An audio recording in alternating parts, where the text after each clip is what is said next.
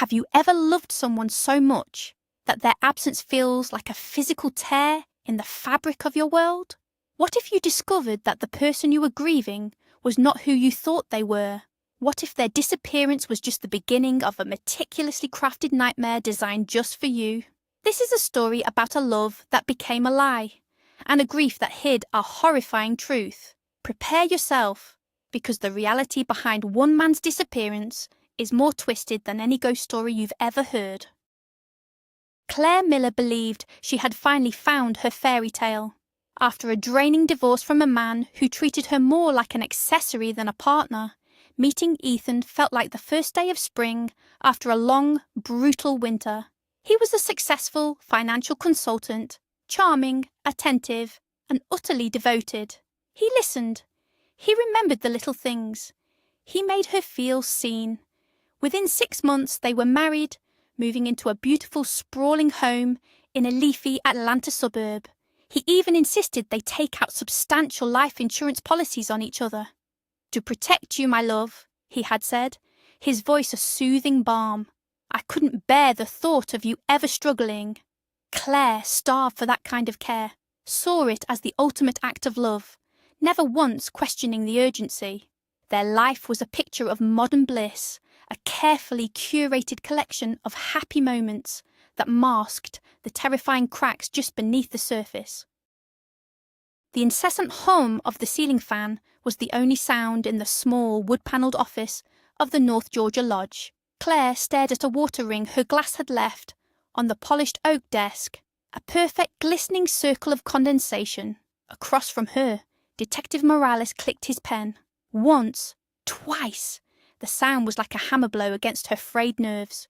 "Mrs. Miller," he began, his voice flat, devoid of the sympathy she craved. "Let's go over it one more time. Your husband Ethan went for his usual morning run at 6 a.m. and then for a swim in the lake." Claire nodded, the movement stiff, robotic. "He loved the cold water. Said it woke him up better than coffee." She could still smell the crisp morning air, feel the ghost of his kiss on her forehead as he'd slipped out of bed. "He always comes back within the hour. Always." The detective leaned forward, his gaze sharp, analytical. "And you're certain you didn't have an argument last night? No disagreements? Financial stress?"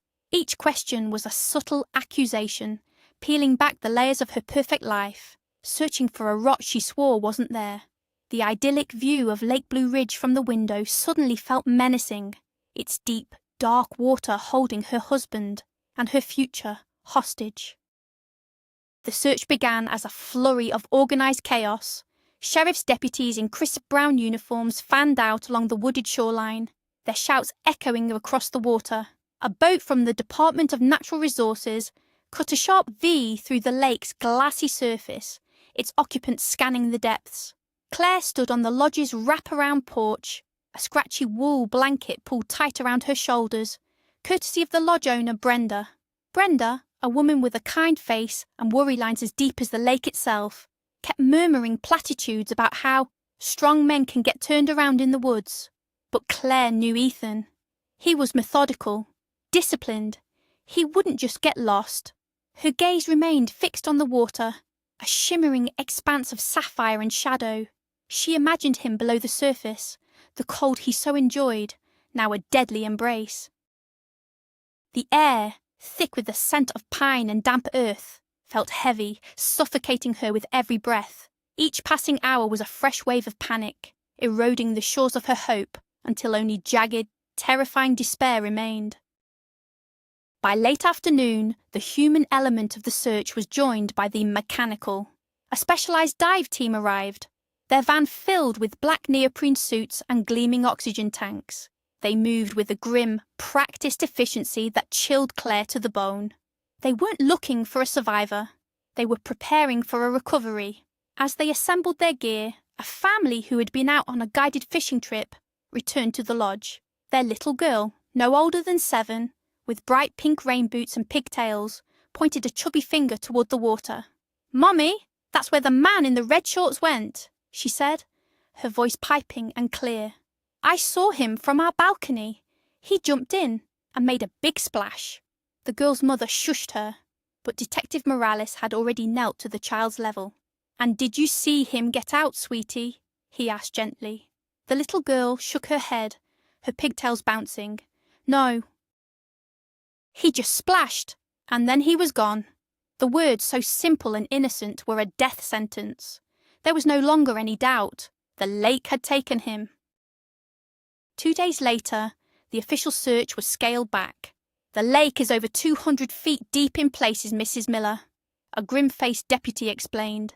"The bottom is a mess of old submerged timber. If he's down there, it could be a long time." The words were meant to be practical, but they felt like a final abandonment. Claire drove back to Atlanta in a daze. The sprawling house that had once felt like a promise, now an echoing mausoleum. Every room held a ghost. Ethan's favourite leather armchair, the book he was reading still on the side table, his scent lingering on the pillows, his toothbrush still in the holder next to hers. She wandered through the silent spaces, her hand trailing along the cool granite countertops they had picked out together. The silence was a physical weight, pressing down on her, crushing the air from her lungs. She was adrift in a sea of shared memories, with no land in sight. Her perfect life, her perfect husband, all of it had been swallowed by the cold, dark water, leaving her utterly and completely alone. Weeks blurred into a monotonous cycle of grief. Friends and family brought casseroles and offered strained condolences. Her sister Jess stayed over most nights, her pragmatic presence a small anchor in Claire's swirling emotional storm. But during the long, sleepless nights, the quiet of the house was unbearable. Trolling through social media in the pre-dawn hours, a targeted ad flashed across her screen. "Connect with those who have passed. Madame Serafina, spiritual guide and clairvoyant." The woman in the ad had kind eyes and a serene smile. On impulse, fueled by despair and a desperate need for answers, Claire clicked the link. The website was a cascade of glowing testimonials and promises of peace. It felt foolish. It felt reckless. But the alternative, accepting the deafening silence of her new reality, was infinitely worse. She booked a session for the next day, a tiny, irrational spark of hope igniting in the vast darkness of her heart. It was a lifeline, no matter how flimsy, and she grabbed onto it with all her remaining strength. Madame Serafina's spiritual centre was a small storefront wedged between a nail salon and a vape shop in a tired-looking strip mall. The air inside was thick with the cloying scent of patchouli incense and cheap-scented candles. Crystals of every shape and size were displayed on velvet cloths, and tarot cards were fanned out on a small, round table. Serafina herself was a plump woman in a flowing purple caftan, her wrists heavy with silver bracelets that jingled with every movement. "The spirits are restless around you, dear one," she cooed, her voice a theatrical whisper. "I feel a strong male energy. He is not at peace. He is lost." She closed her eyes, her hand hovering over a deck of cards. "He did not cross over. He is trapped between the worlds, reaching for you." The words, vague as they were, pierced through Claire's skepticism. It was exactly what her grieving heart wanted to hear, that he wasn't gone. That he was just lost, and that perhaps she was the one who could find him. The work began immediately. For a hefty fee, Madame Serafina performed an energy clearing of a photograph of Ethan, followed by a channeling ritual that required a series of expensive, custom-made candles. "You must create an energy vortex in your home," Serafina instructed, handing Claire a bag of herbs and a typed sheet of incantations. "A beacon to guide his spirit back. Burn these candles every night at sunset and chant his name." Claire returned home, her purse significantly lighter, but her spirit strangely buoyant. She set up a small table in the living room, arranging Ethan's photo, the thick, waxy candles, and a few of their shared mementos. It felt less like a memorial and more like a welcome station.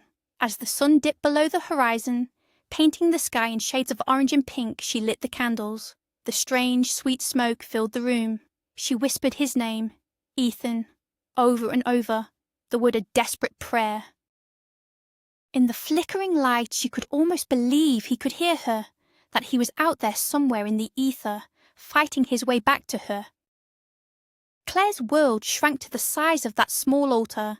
She neglected calls from friends, took a leave of absence from her job as a graphic designer, and spent her days in a fog, waiting for sunset, waiting for the ritual. Her sister Jess arrived one afternoon, using her spare key. She found Claire sitting cross-legged on the floor, staring blankly at the unlit candles. The house was a mess. Takeout containers piled in the kitchen, a thin layer of dust coating every surface. "Claire! What is all this?" Jess asked, her voice a mixture of confusion and alarm as she took in the makeshift shrine. "It looks like you're trying to summon a demon." The sharpness in her sister's tone broke through Claire's haze. "You don't understand," Claire whispered, her voice hoarse. "He's not gone. He's just lost. I'm helping him find his way home." Jess's face softened with pity, but her eyes were firm. "Claire, this isn't helping. This is sick. This woman is a predator preying on your grief. Ethan is gone." The finality of her words was a slap in the face, and the fragile hope Claire had been nursing shattered into a million pieces. The confrontation with Jess was the catalyst for a complete collapse. All the grief she had been holding at bay with rituals and false hope came crashing down. The dam broke, she sobbed, a raw, animal sound of pure agony, until she was empty and exhausted. Jess held her, murmuring soothing words, and called their parents. Helen and Peter arrived within the hour, their faces etched with worry. Seeing their daughter so broken, a hollowed-out version of her former self, was their worst fear realised. They gently packed a bag for her, took down the altar, and drove her to a private psychiatric hospital in the city. The diagnosis was acute stress disorder and severe depression. The white walls of the hospital room felt like a surrender. The structured quiet, the soft-spoken nurses, the gentle hum of the building. It was a world away from the chaotic storm of her emotions. For the first time in weeks, she wasn't trying to bring Ethan back. She was just trying to survive the reality of him being gone. After 2 weeks of intensive therapy and medication, the fog in Claire's mind began to lift. The crushing weight of grief was still there, but it was no longer all-consuming. Her therapist and her parents all agreed that a change of scenery was crucial for the next stage of her recovery. "Cedar Peak Wellness Center in Colorado," her doctor suggested. "It's quiet, remote, fresh air, structured activities. It's not a hospital, it's a place to heal." The idea of being so far away, in a place with no memories of Ethan, was both terrifying and appealing. Reluctantly, she agreed. Her parents drove her to the airport, their hugs tight with unspoken fears. The flight was a blur. A shuttle bus was waiting at the small regional airport to take the handful of guests up into the mountains. Claire chose a window seat, hoping to be left alone with her thoughts and the soaring, snow-capped peaks outside. She had no expectations.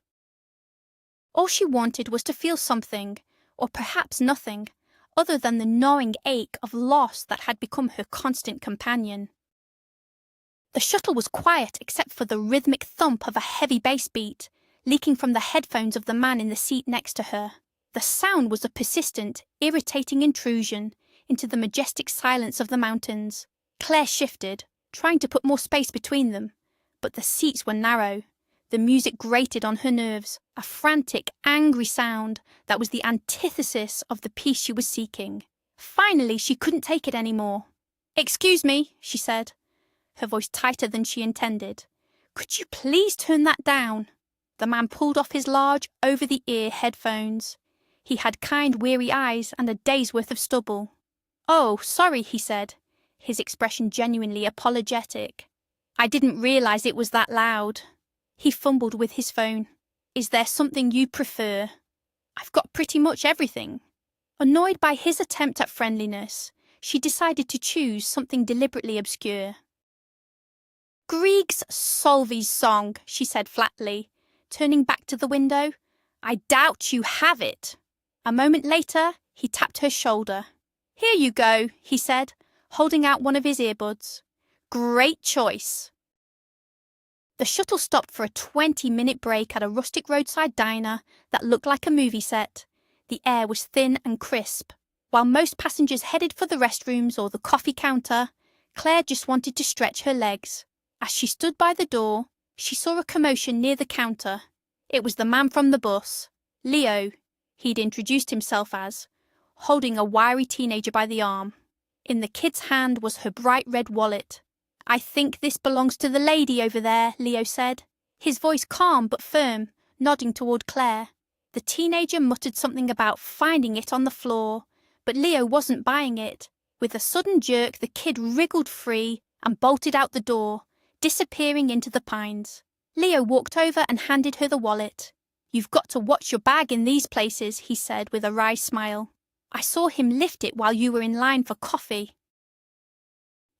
Claire was speechless, a flush of embarrassment and gratitude warming her cheeks. "Thank you," she managed. "I don't know what to say." He just shrugged. "No problem. Just try to enjoy the rest of the ride in peace." Cedar Peak was even more beautiful than the brochure had promised. A collection of modern cedar and glass buildings nestled in a valley, surrounded by towering aspen and pine trees.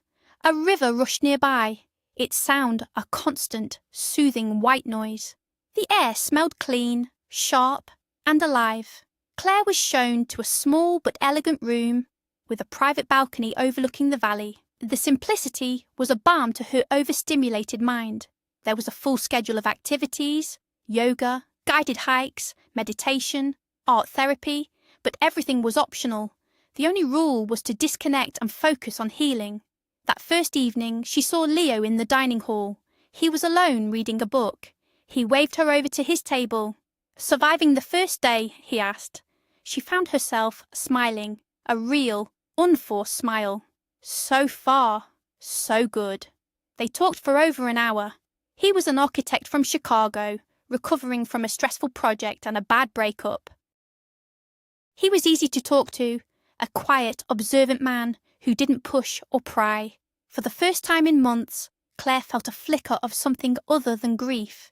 It wasn't happiness, not yet, but it was a quiet, hopeful sense of possibility. The days at Cedar Peak settled into a gentle rhythm. Mornings began with yoga as the sun rose over the mountains, followed by a healthy breakfast. Claire spent her afternoons hiking the winding trails, the physical exertion, a welcome distraction from the turmoil in her mind. The sheer scale of the wilderness put her own pain into perspective. She was a tiny speck in this vast, ancient landscape. She and Leo often fell into step on the trails or shared a table at meals. Their friendship was easy, undemanding. He spoke about his passion for designing buildings that worked in harmony with nature. She found herself talking about her art, a part of her she thought had died with Ethan. He never offered cheap advice or empty platitudes about her loss. He just listened. His quiet, steady presence was a comfort, a sturdy handrail to grip as she navigated the treacherous terrain of her grief. She was beginning to feel the ground beneath her feet again, slowly, cautiously, re-engaging with the world around her. One evening, Claire was sitting on her balcony, wrapped in a blanket, watching the stars begin to pepper the darkening sky.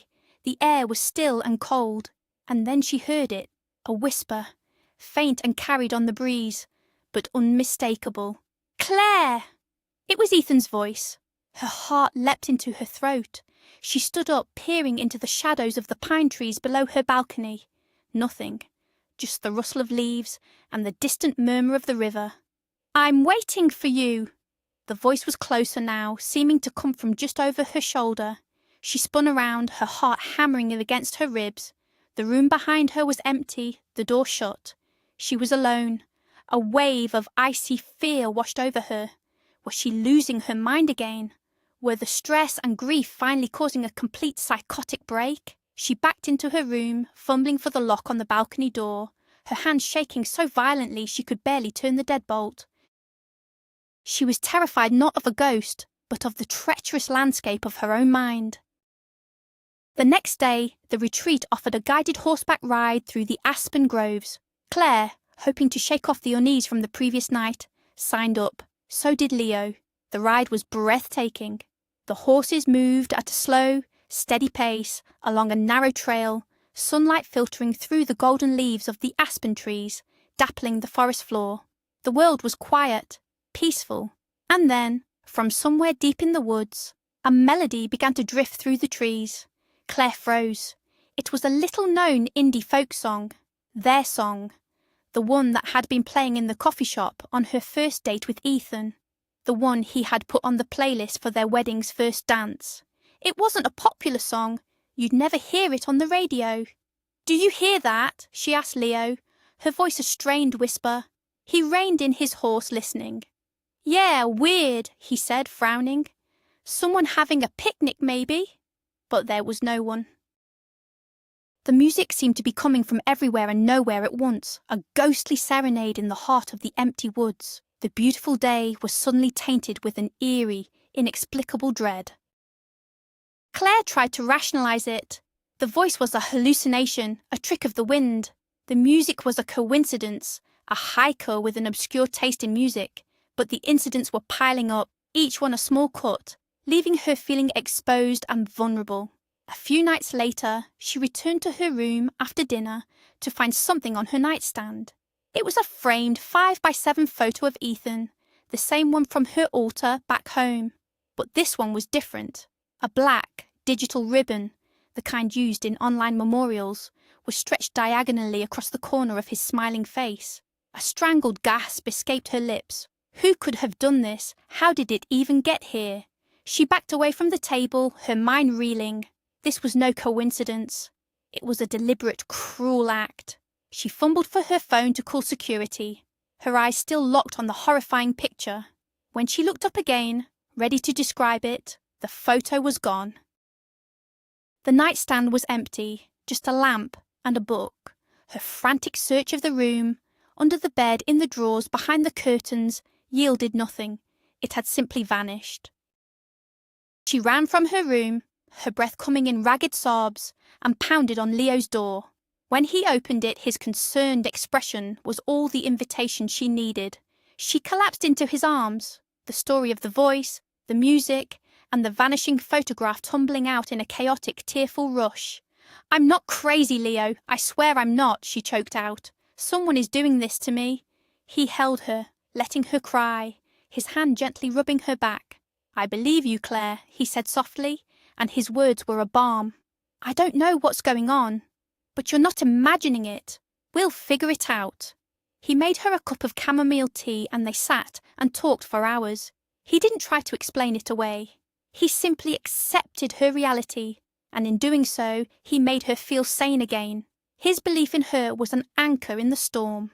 For the first time, she felt she wasn't facing this terrifying ordeal alone. He promised to talk to the retreat's manager with her in the morning. A plan, however small, made the fear slightly more manageable. The next morning, Claire woke up feeling a fragile sense of resolve. With Leo by her side, she felt capable of confronting whatever was happening. She dressed and went to knock on his door, ready to go to the manager's office. There was no answer. She tried again, louder this time. Nothing. A prickle of unease ran down her spine. She checked the dining hall. He wasn't there. She asked the concierge at the front desk, a friendly young man named Cody, if he'd seen Leo. "Mr. Vance," Cody said, checking his computer. "He checked out very early this morning, around 5 a.m. Claire stared at him, dumbfounded. Checked out? That's impossible. He wouldn't just leave. Just then, her phone buzzed. It was a text from Leo's number. Her heart leaped with relief until she read the words. "Claire, I'm sorry, but this is too much for me. I can't be around all your drama. I need to go. Don't contact me again." The message was cold, brutal, and completely unlike the kind, empathetic man she had come to know. The floor seemed to drop out from under her. He had abandoned her. She was alone again. The cruelty of Leo's text was the final blow.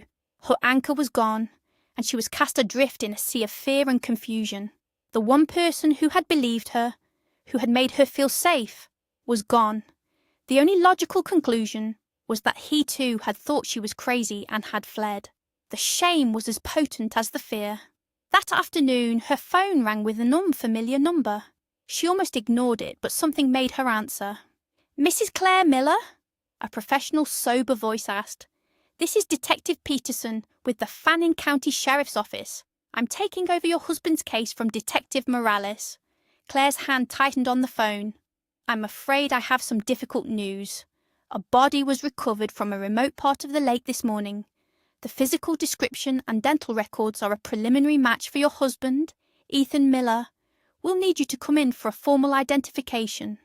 The world went silent. The air turned to cement in her lungs. He was found. He was really, truly gone. The last, stubborn ember of hope, the one she hadn't even admitted to herself was still glowing, was finally extinguished, leaving only cold, black ash. Claire doesn't remember making the call. She only remembers the phone in her hand, and her sister's panicked voice on the other end.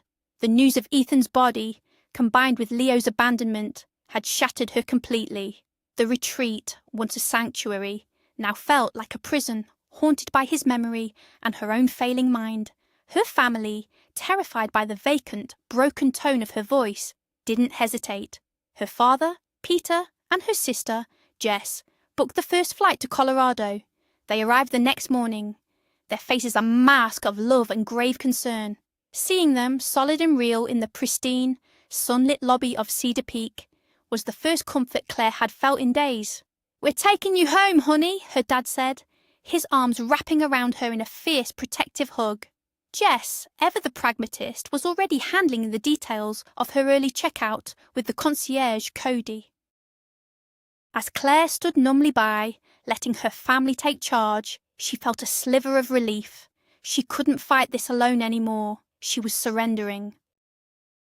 While Peter was helping Claire pack her things, Jess sat in the lobby, scrolling through her phone. She was furious at this Leo character. On a hunch, she pulled up the text history between him and Claire and decided to try calling his number. Ready to give him a piece of her mind, she hit the call button. The phone rang, and at the exact same moment she heard a phone ring behind the front desk. The concierge, Cody, pulled a cell phone from his pocket, glanced at the screen with an annoyed expression, and silenced it before slipping it back into his pocket.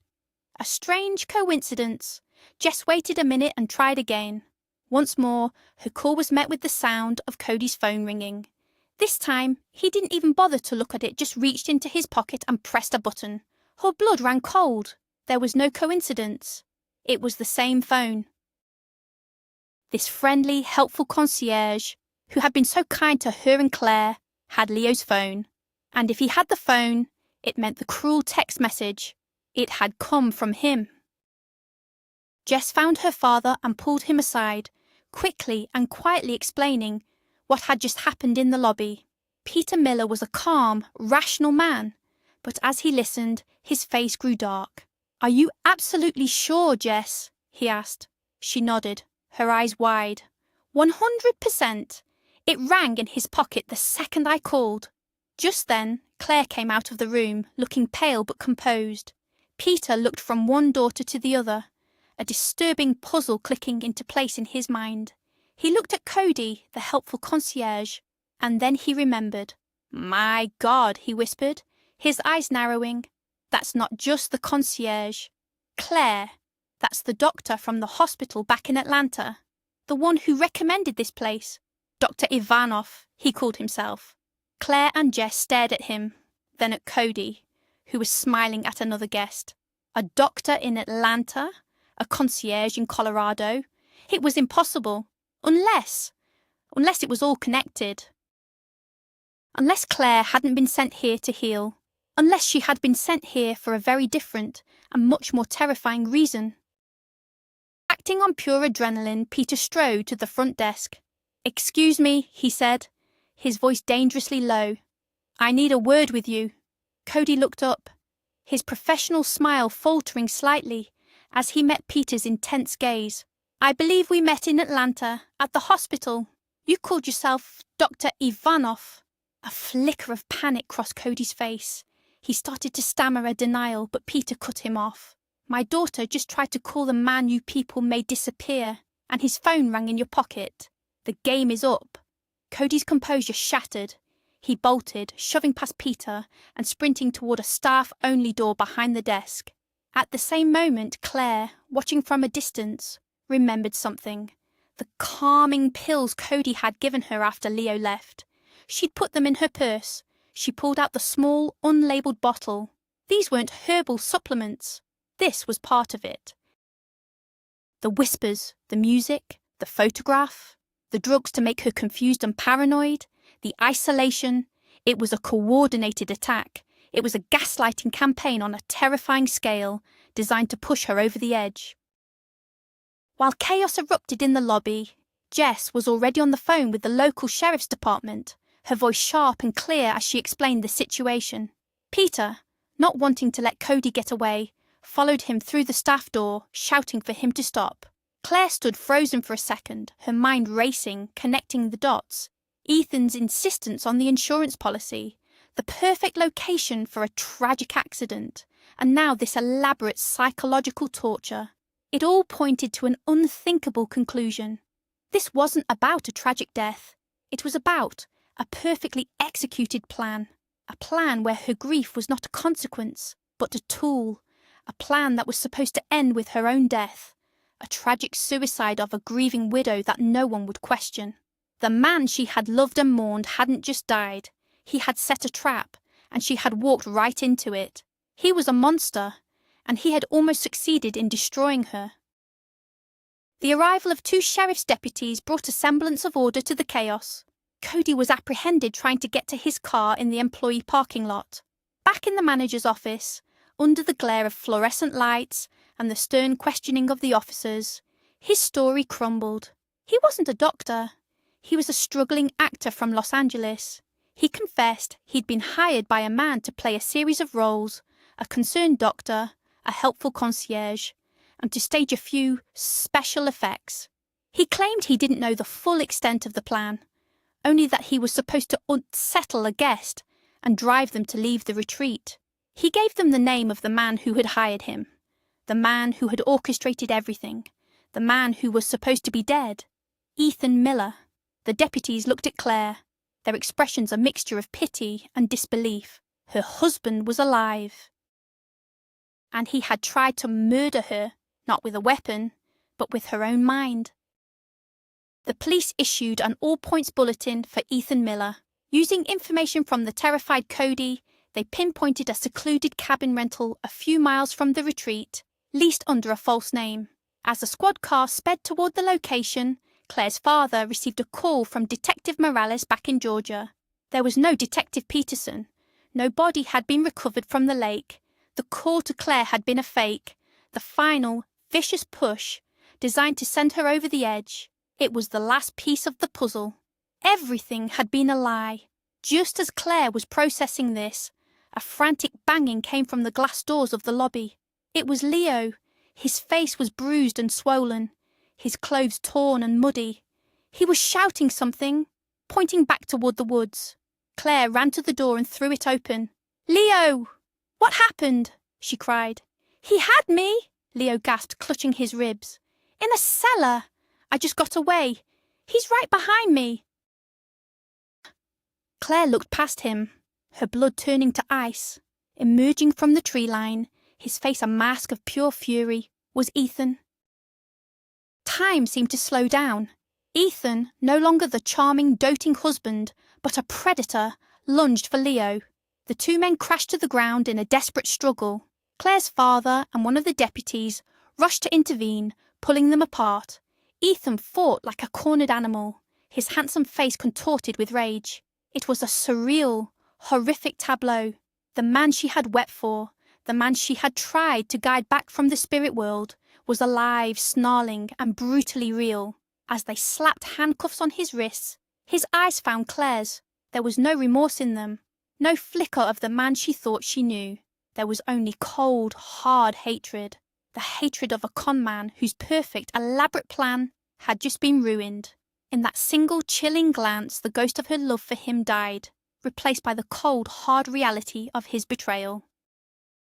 The interrogation room was grey and airless. Ethan sat across the table from Claire, and Detective Morales, looking smug and defiant even in his orange jumpsuit. "You can't prove a thing," he sneered. "A few practical jokes that got out of hand. My actor friend got a little carried away, that's all."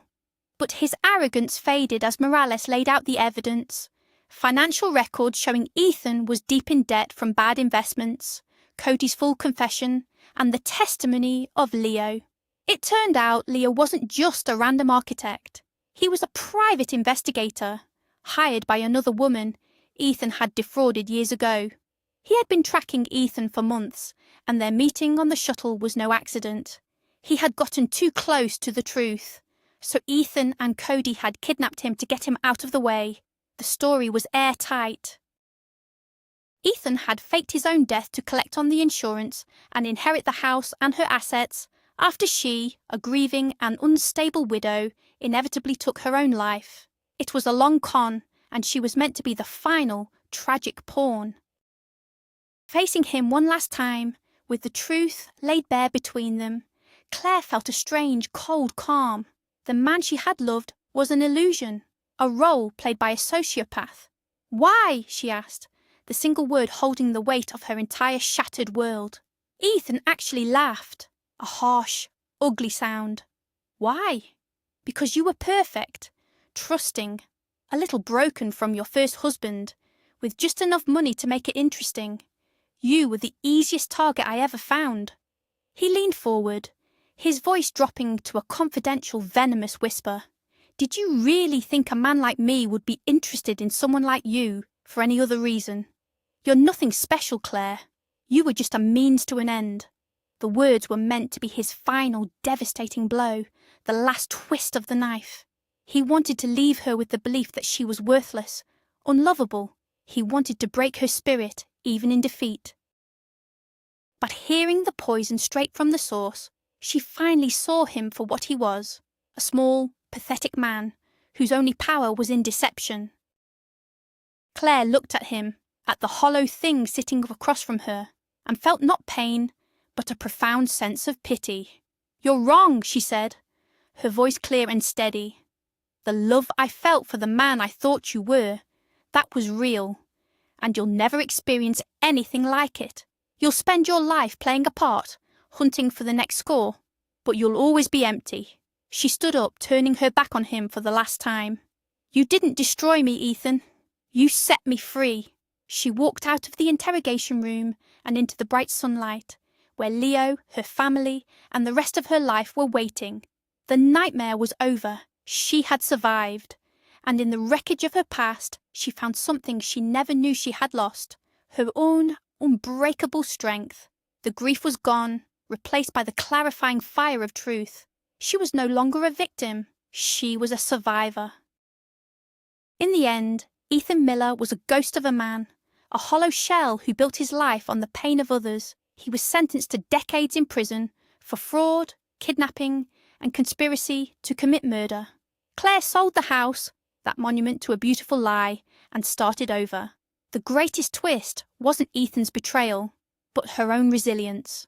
She discovered a strength she never knew she possessed, forged in the fires of the deepest deception imaginable.